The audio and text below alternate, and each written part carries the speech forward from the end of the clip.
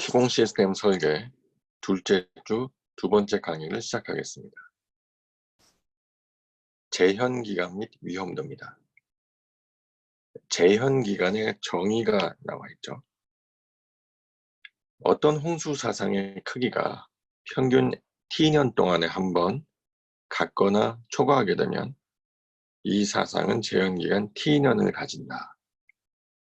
제현기간 T의 역수는 어떤 해에 그 사상보다 같거나 큰 것이 발생한 확률이 된다. 제현기간과 발생할 확률은 서로 역수의 관계를 갖는다는 얘기죠. 이렇게. 따라서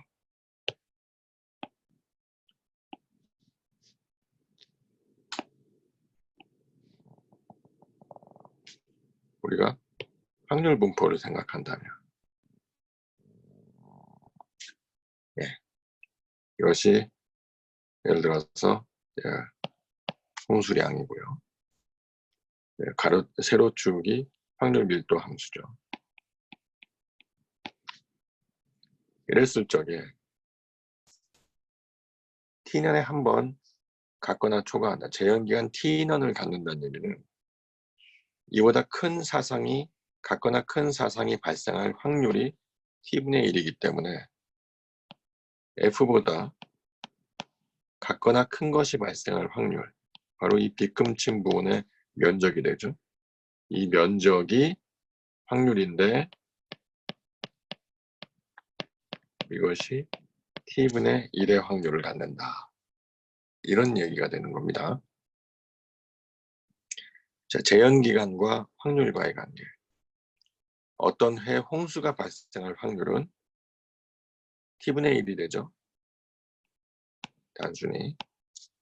그렇다면 어떤 해에 홍수가 발생하지 않을 확률은 전체 사상 1에서 발생할 확률을 빼면 되겠죠. 따라서 1 마이너스 T분의 1이 됩니다.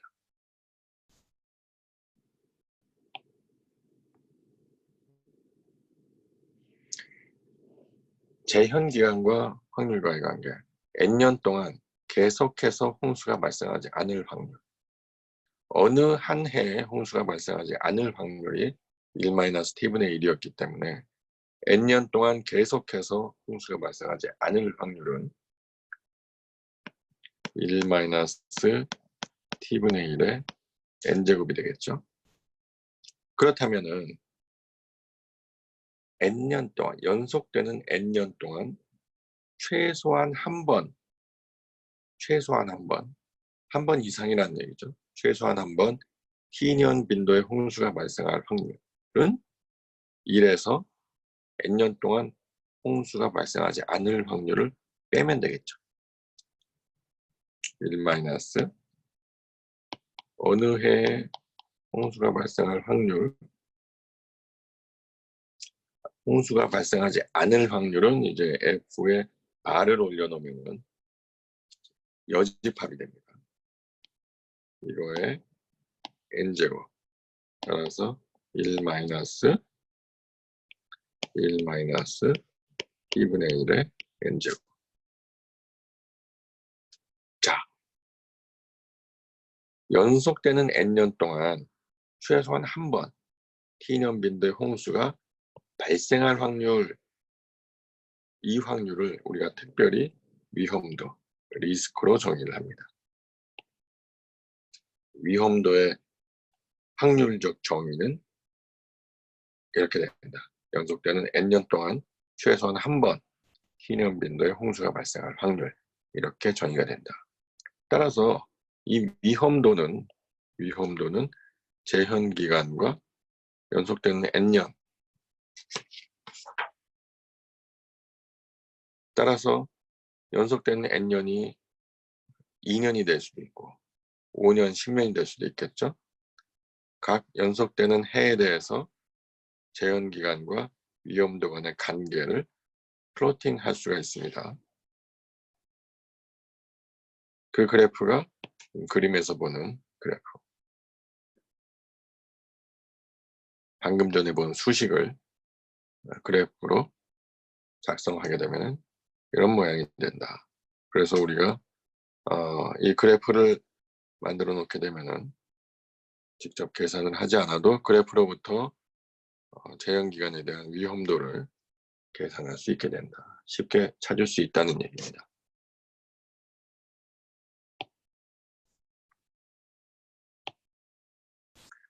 간단한 예제입니다. 어떤 하천 지점에서 5만 CMS, 이게 홍수량 기준입니다. 이 하천에서의 홍수량 기준 5만 CMS다. 같거나 큰 유출이 발생한 기록이 평균 12.7과 같을 때 평균 제형기간을 구하고 앞으로 3년 동안 최소한 한 번 이상 그런 홍수가 발생할 확률을 구하여라. 자, 5만 CMS 이상의 유출 기록이 56년, 60년, 61년, 62년, 한동안 없다가 78년, 81년, 87년, 92년, 97년. 그 사이에 횟수를 제한기간으로 설정이 되어 있는 기록입니다. 그렇다면은 평균 제한기간은 이 41년간 1956년부터 1997년까지 41년간 평균 8번. 이 제한기간의 평균을 구했더니 평균 8년이더라.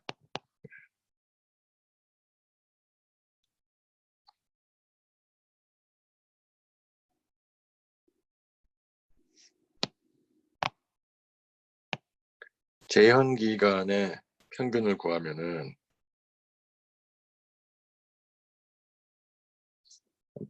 평균 8년이 아니고 평균 8회를 초과한 거죠. 8회.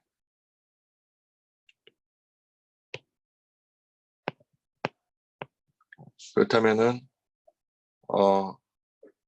평균 제한기간은 요 각각의 제한기간을 8로 나누게 되면은 5.1년이 된다. 41년을 8로 나누면 5.1년이 된다. 따라서 위험도는 1-1-t분의 1의 n제곱 마이너스 5.1분의 1에 지금 문제에서는 3년 동안 최소한 한 번 이상 했으니까 n이 3이 되죠. 0.48이 된다.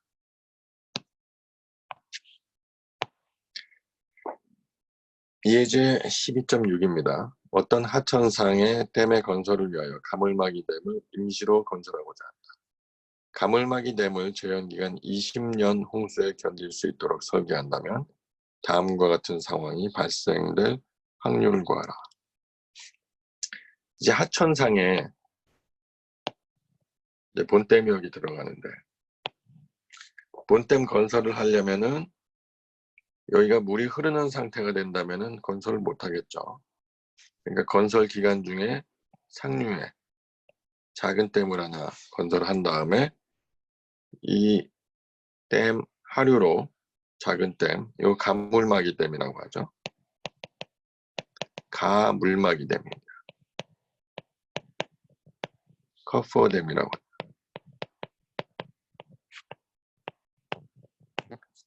커퍼 댐을 쌓게 되면은 물을 막아주기 때문에 이 밑으로는 유량이 흐르질 않아요. 따라서 작업할 수 있는 공간이 확보가 되고 그 대신 상류에서 내려오는 물은 가압배수 터널을 통해서 이런 식으로 여기는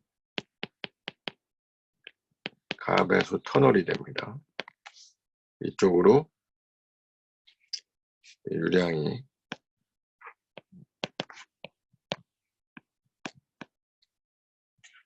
빠져나가게 되는 거죠. 자, 그러면은 이 가물막이댐은 크게 지을 필요가 없어요. 한 20년 홍수에 견딜 수 있도록. 댐 공사가 한 3년 내지 4년 소요가 되기 때문에 20년 빈도 정도면 충분합니다. 20년 홍수, 그러면 20년에 한 번 정도 올 확률이라면은 20분의 홍수 발생 확률이 20분의 1인 거죠. 네. 자, 첫 해에 파괴될 확률 20분의 1입니다.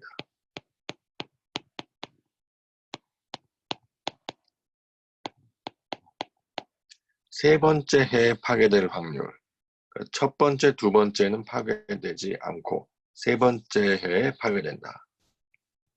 1-t분의 1이 첫 번째, 두 번째 해도 파괴되지 않고 세 번째 해에 파괴가 된다. 그러면 0.95 곱하기 0.95 곱하기 0.05가 되죠. 4.513.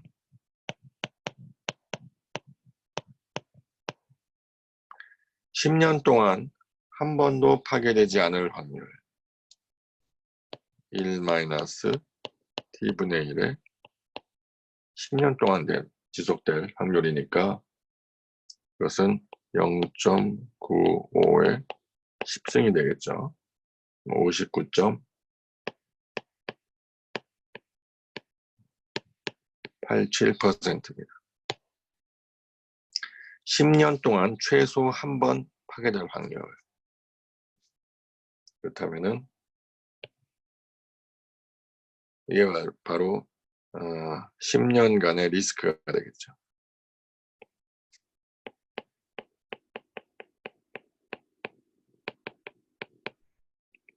리스크는 1- 해서 는 40.13%가 된다. 우리가 수문 통계 해석을 하기 위해서는 매년 발생하는 자료의 발생 순서대로 기록하고 관리하고 분석하는 이 과정이 중요합니다.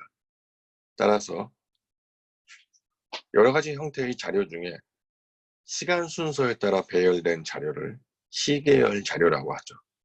우리 수문학에서는 시간 순서로 배열된 시계열 자료의 분석이 상당히 중요한 의미를 가지고 있습니다. 근데 이러한 시계열이 여러 가지 종류가 있어요.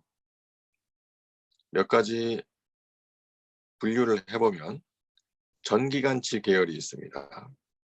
그래서 모든 자료를 사용하는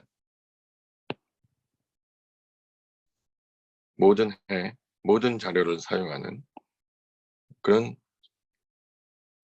시계열 자료입니다. 그 다음에 모든 시계열을 다 사용하지는 않고 어떤 기준치보다 큰 값을 가지는 자료들로 구성했을 때 부분기간치 계열이라고 해요.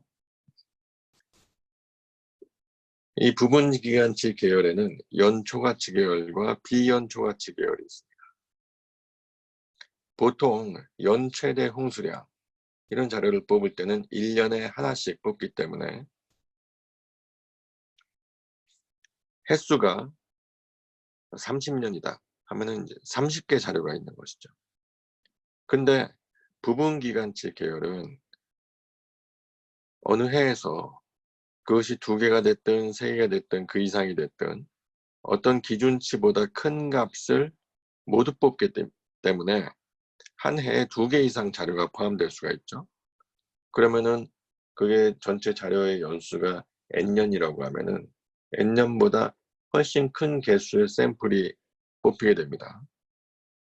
그런데 일단 그렇게 뽑아 놓고 전체 연수하고 같은 자료로 중간에 자료를 잘라내게 될 때 그 자료를 연초가치 계열이라고 해요. 따라서 이 연초가치 계열의 특징은 이 계열에 속한 자료의 개수와 기록 연수가 같아지는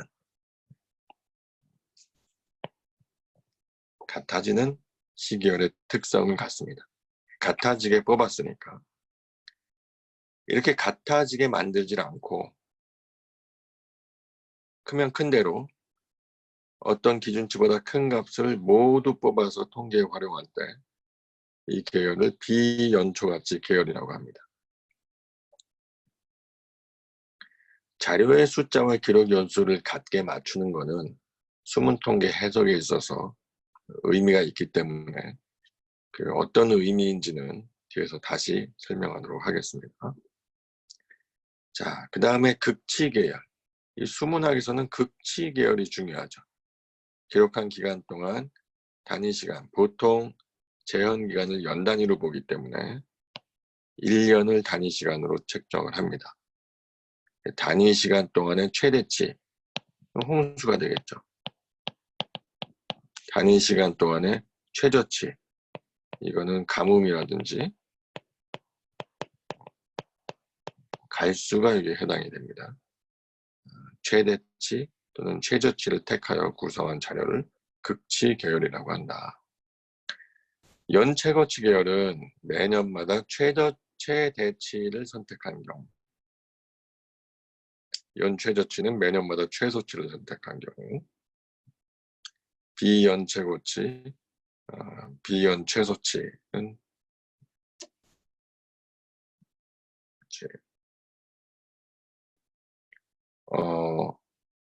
1년에 자료의 숫자와 기록 연수가 꼭 같아지지 않을 때 비연최고 또는 비연최소 용어를 쓰게 됩니다.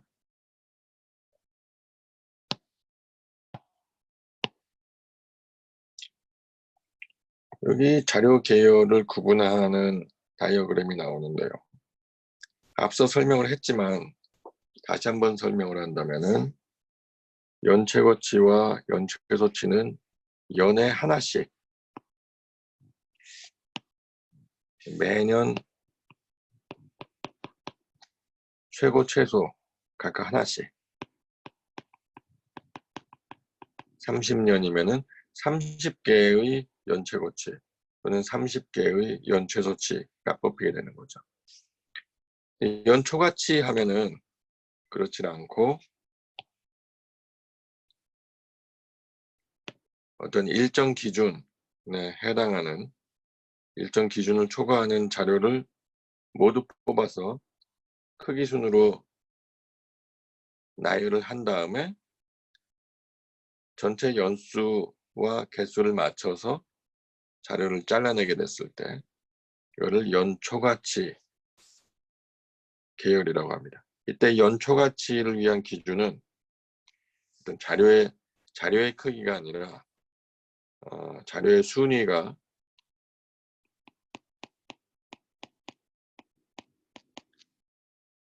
관측 연수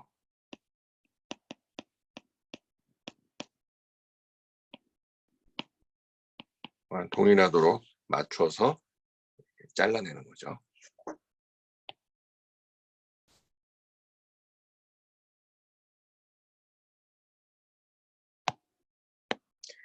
대개 연최고치와 연초가치를 가려내는 기준 또 그 정의에 따라서 보통은 연초가치가 연최고치보다 커지는 경향을 보이는 것이 일반적입니다.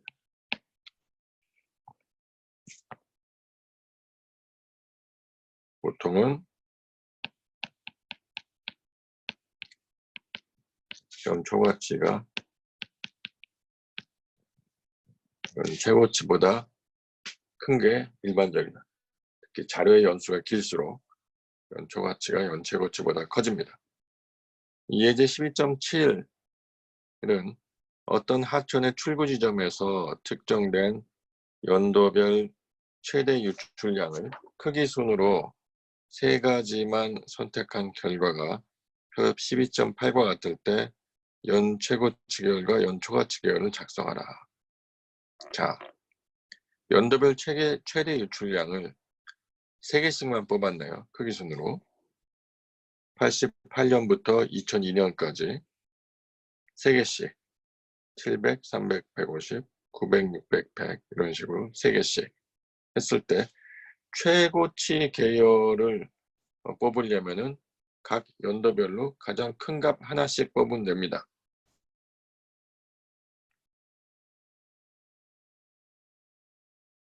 따라서 최고치 계열은 요 값들이 그대로 최고치 계열이 되는 것이죠. 이 5개의 값을 가지고 순위만 매기면 되는 겁니다. 1등은 900, 2등은 850, 3등은 700, 4등은 550, 5등은 500. 연초가치 계열은 이 3개씩 5개 연도 15개 자료를 크기 순으로 나열한 다음에 위에서부터 5번째까지로 잘라낸 거죠. 그러다 보니까 900이야 똑같을 것이고 900, 850, 700, 650, 600 하니까 700까지는 똑같고 이 아래 2개의 숫자가 달라졌죠. 650, 600. 따라서 이때는 자료의 연수가 5년에 불과하지만은 자료의 연수가 길면 길수록 초가치 계열은 연최고치 계열보다 경우에 따라서는 상당히 큰 경향을 보일 수도 있다. 그런 차이가 있다. 그럼 다음 시간에는 연초가치 계열과 연최고치 계열이 어떻게 수학적으로 차이를 보일 수 있는지 그 과정을 유도해 보도록 하겠습니다. 오늘은 여기까지 하겠습니다.